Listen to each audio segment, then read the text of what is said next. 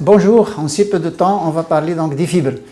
Donc on entend parler des fibres. Bon, les fibres, c'est quoi les fibres? Les fibres n'existent pas dans le monde animal.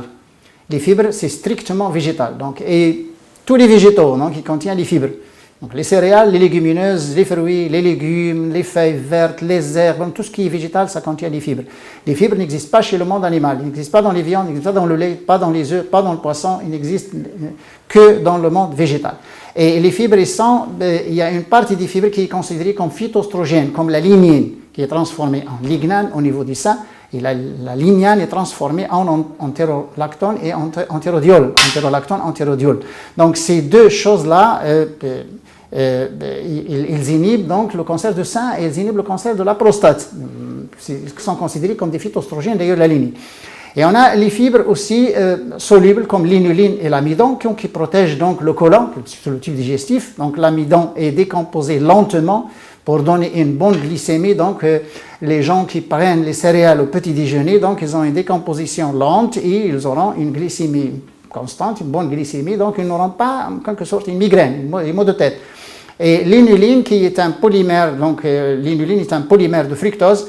Et c'est un prébiotique. L'inuline est un prébiotique. Il nourrit les probiotiques, donc les bactéries amies donc, du type digestif. Et l'inuline, la première source, c'est la patate douce. La deuxième source, le topinambour chicorée, les artichauts et les asperges. On en trouve aussi dans la courge, surtout la courge rouge, la grande courge, et on en trouve aussi dans les navets, surtout rutabaga navet, et surtout les navets jaunes. Donc on en trouve aussi de l'inuline. Il existe sous forme de traces dans quelques herbes et dans d'autres légumes.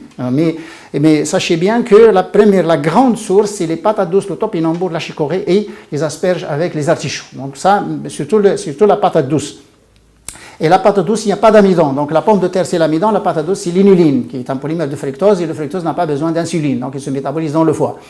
Et donc ces fibres, ils sont tellement importants que sans les fibres, on aura beaucoup de problèmes, surtout au niveau du côlon. Donc les gens qui se nourrissent sur des produits d'origine animale, viande, produits laitiers, les œufs et tout ça, et qui ne prennent pas beaucoup de végétaux, ils ont toujours des inflammations au niveau du tube digestif. Pourquoi? Parce que les fibres, ça protège le tube digestif contre les radicaux libres.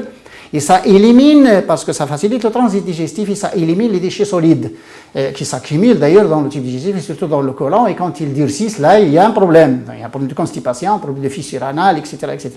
Donc les fibres, c'est l'élément le plus important dans la nutrition humaine. Malheureusement, on a donné de l'importance aux protéines, mais on a laissé donc, les fibres. Et les fibres, c'est le monde végétal. C'est pourquoi il n'y a pas de problème chez les végétariens. Il n'y a pas de problème chez les végétariens, surtout les problèmes de chamboulage hormonal, les problèmes cardiovasculaires et le problème de constipation, le problème d'inflammation au niveau du côlon, etc. Donc, dans le monde chez les végétariens, c'est des maladies qui n'existent pas. Donc, c'est des symptômes qui n'existent pas.